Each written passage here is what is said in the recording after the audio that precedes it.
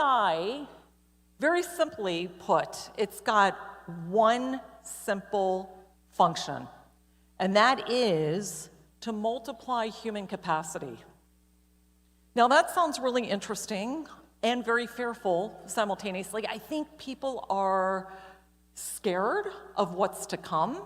I think economists are bewildered of what's happening because nobody can really predict the future of whose jobs are going to go away, what fields are going to go away. But what we do know is AI is going to make a difference at the bottom of the food chain, but also the top. So law firms are now using AI. Coders are now not being put out of work, but now you've got ChatGPT and other things, we'll talk about that in a minute, that you can now do your coding on. So coders are not as critical as they once were. But here's the frightening part and the very scientific sci-fi part of this. It was once predicted that the singularity is near. And if you're not familiar with the term singularity, it means that artificial intelligence will be smarter than human intelligence. And that's where robots and things come into play, and you think, uh-oh, is artificial intelligence going to take over the world? Again, AI has been around for a long time. Even those sensors in your car that determine that rain is coming in your windshield wipers, that's all part of artificial intelligence.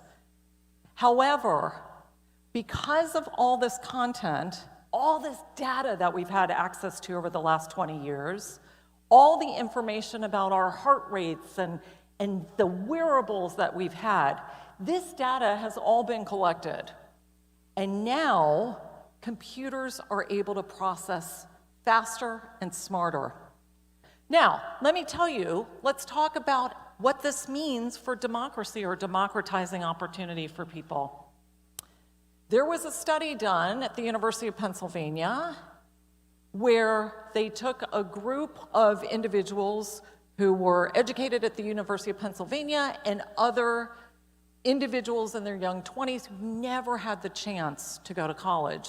And they gave them all sorts of assignments to use ChatGPT.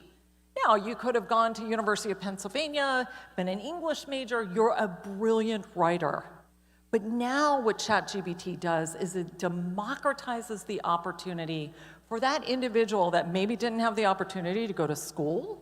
Maybe they're not as a great of writer overall.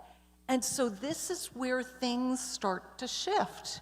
And we start to figure out ways that we can benefit from the intelligence, the artificial intelligence that is happening, as long as we understand that there are ethical questions that need to be addressed.